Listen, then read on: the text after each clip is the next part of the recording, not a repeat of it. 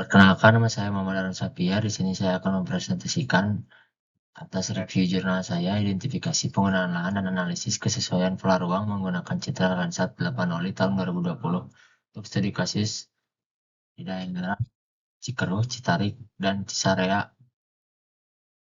Untuk latar belakang, Das Citarum merupakan salah satu dari 15 das prioritas pemulihan lahan kritis di Indonesia. Kondisi das yang terus mengalami penurunan kualitas lingkungan disebabkan oleh perubahan penggunaan lahan yang tidak sesuai dengan kemampuan lahan maupun lingkungan tata ruang wilayah. Peningkatan jumlah penduduk menyebabkan kebutuhan lahan semakin tinggi sehingga terjadi alih fungsi lahan dari kawasan hutan dan pertanian menjadi kawasan terbangun.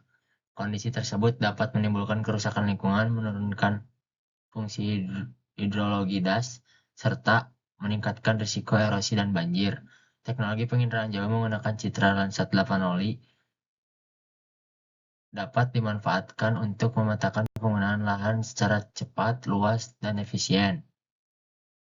Untuk tujuan penelitiannya di sini bertujuan untuk mengidentifikasi jenis penggunaan lahan tahun 2020 pada daerah Cikeruh, Citarik, dan Cisarea. Dan juga untuk menghasilkan peta penggunaan lahan menggunakan citra Landsat 8 Oli, mengevaluasi kesesuaian penggunaan lahan aktual terhadap pola ruang RT RW Jawa Barat tahun 2009 dan sampai 2029, mengetahui tingkat ketelitian hasil klarifikasi citra melalui uji akurasi. Untuk lokasi penelitiannya ada di daerah Cikeruh, Citarik, Cisarea. Wilayah penelitian mencakup sebagai Kota Bandung, Kabupaten Bandung Barat, Kabupaten Sumedang, Kabupaten Garut. Data dan perangkat yang digunakan yaitu data utamanya menggunakan citra Landsat 8 Oli TIRS tahun 2020, peta RT RW Provinsi Jawa Barat 2009 hingga 2029, peta RBI, data ground check sebanyak 80 titik, citra maksar dari Google Earth. Untuk softwarenya menggunakan Ardas Imagine,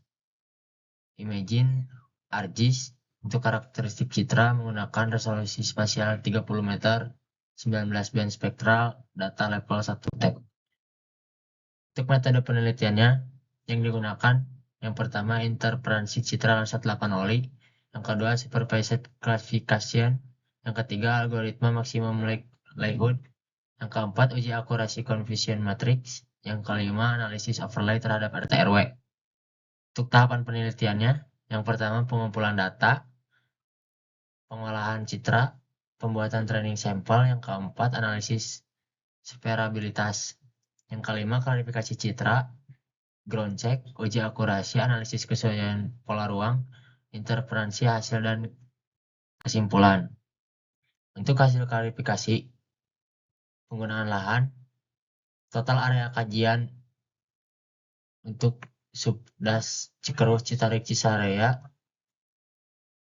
85.044,63 hektar. Pertanian lahan kering 36.696,60 hektar. Untuk yang didomisili 41,78 dominasi mutlak. Untuk hutan sekitar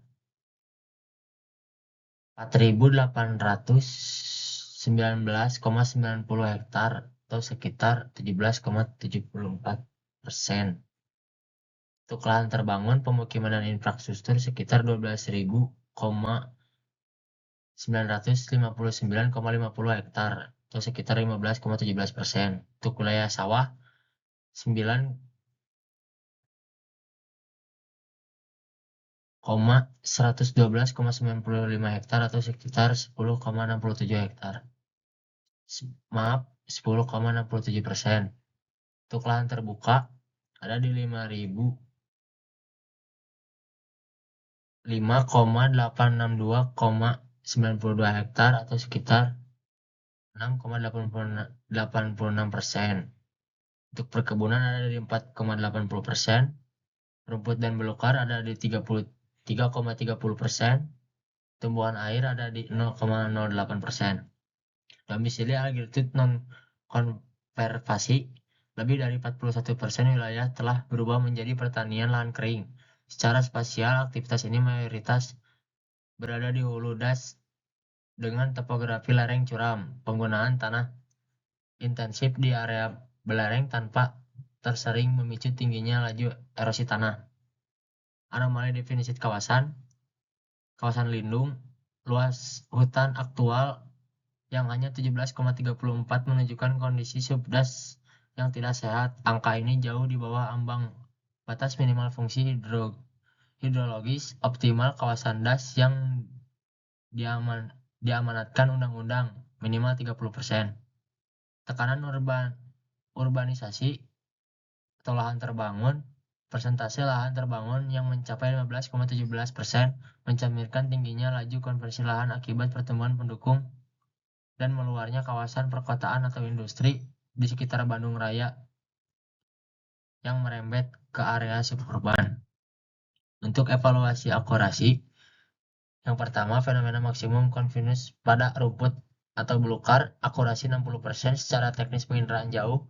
Kelas semak atau belukar sering salah diklarifikasikan ke dalam pertanian lahan kering. Hal ini terjadi karena vegetasi rumput atau semak liar memiliki kemiripan karakteristik nilai reflektansi spektral dengan lahan pertanian bervegetasi rendah.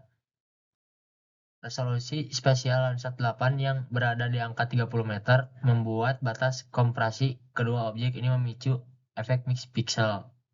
Yang kedua, keandalan algoritma maksimum Likhood terlepas dari kelemahan pada kelas belukar. Rata-rata ketelitian hingga 91,25% dan produk akurasi 94,18%, membuktikan bahwa penentuan training sampel serta pengujian sparabilitas transformed di area pemrosesan sudah sangat optimal. Untuk kelebihan penelitian, yang pertama, pengujian kualitas sampel spektral yang ketat. Sebelum melakukan klarifikasi final, penulis tidak langsung mempercayai training sampel yang dibuat. Penulis melakukan uji sparabilitas menggunakan metode transformed difference untuk memastikan nilai keterpisahan spektral antar objek berada di atas angka 1800. Bagi kita di bidang geodesi, langkah yang sangat krusial untuk menekankan kesalahan terhadap pemrosesan awal sehingga meminimalkan subjektif operator citra. Yang kedua, validasi lapangan yang terukur dan representatif. Penelitian ini memiliki tingkat kepercayaan geometris dan tematik yang tinggi karena didasarkan pada 80 titik ground check yang tersebar di wilayah sub Cikerus, Citarik, dan Cisarea. Penggunaan kombinasi metode sampling berdasarkan kelas dan pump-proof sampling mempertimbangkan aksesibilitas, memastikan bahwa pengujian matriks kesalahan benar-benar mencerminkan kondisi real di lapangan, bukan sekedar prediksi di atas meja. Yang ketiga, akurasi hasil memenuhi standar internasional. Hasil pemetaan penutupan lahan aktual tahun 2020 dalam jurnal ini terbukti sangat valid. Nilai overall akurasi sebesar 91,25% jauh melampaui ambang batas minimum yang ditetapkan oleh United States Geological Survey, yaitu sebesar 85%. Ditambah lagi indeks kappa yang mencapai 0,90 mendapatkan peta hasil klarifikasi ini ke dalam kategori almost perfect argument, kesesuaian yang hampir sempurna sehingga sangat layak dijadikan dasar pengambilan kebijakan tata ruang. Untuk kelemahan penelitian sendiri, yang pertama, efek pixel campuran pada resolusi 30 meter penggunaan citra Landsat 8 dengan resolusi spasial 30 meter terbukti memicu distorsi spektral pada area yang heterogen. Hal ini ditunjukkan oleh akurasi kelas rumput belukar yang hanya mencapai 60% akibat mengalami maksimum confuse dengan pertanian lahan kering. Resolusi Landsat kurang mampu memisahkan vegetasi berstruktur rendah secara tegas. Ini yang kedua, dispersing skala data input yang terlalu jauh. Penulis mengoverlay peta hasil klarifikasi citra dengan peta pola ruang RT RW Provinsi Jawa Barat yang memiliki skala makro 1:250.000. Perbedaan kedetailan geometris yang terlalu jauh ini rentan menimbulkan shelter polygons atau distorsi batas saat proses overlay dilakukan. Yang ketiga, ketergantungan pada algoritma konvensional berbasis pixel metode surveyed classification dengan algoritma maksimum likelihood bekerja murni berdasarkan nilai spektral per pixel tunggal. Algoritma ini sangat sensitif terhadap noise topografi, seperti efek bayangan bukit di wilayah hulu das, sehingga berpotensi menurunkan akurasi pada daerah belerang curam. Untuk analisisnya, urgensi audit tata ruang berbasis penegakan hukum hasil tumpang tindih menunjukkan angka 31,92% tidak sesuai. Angka ini sangat besar dan sudah masuk dalam kategori lampu merah lingkungan. Pendapat kami, hasil pemetaan dari penginderaan jauh ini harus ditindaklanjuti secara hukum dengan melakukan audit tata ruang formal, bukan sekadar menjadi dokumen penelitian akademis semata. Modernisasi teknis, integrasi JIS atau Web-Based Dashboard. Sebagai mahasiswa geodesi, kami melihat data ini harus diintegrasikan ke dalam sebuah platform web JIS interaktif yang dapat diakses publik.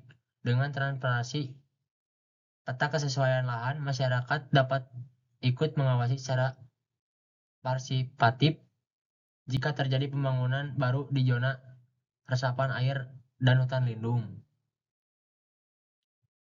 Untuk kesimpulan berdasarkan hasil review dan analisis kritis jurnal penelitian, dapat disimpulkan bahwa pemanfaatan citra satelit 8 oli dengan metode survey classification beralgoritma maksimum likelihood terbukti sangat efektif untuk valid untuk pemetaan tematik skala wilayah. Hal ini ditunjukkan oleh nilai overall akurasi yang mencapai 91,25% serta indeks kappa sebesar 0,90, yang berarti hasil klasifikasi memiliki tingkat kesesuaian yang sangat tinggi dengan kondisi real di lapangan dan telah melampaui standar minimal USGS sebesar 85%. Meskipun terdapat keterbatasan teknis berupa efek mix pixel pada resolusi spasial 30 meter yang memicu penurunan akurasi pada kelas vegetasi heterogen seperti rumput atau belukar hingga angka 60%. Secara keseluruhan, metodologi yang ditetapkan penulis melalui uji separabilitas transformed difference telah berhasil menyajikan data spasial yang kuat dan dapat diandalkan. Sekian presentasi dari saya. Assalamualaikum warahmatullahi wabarakatuh.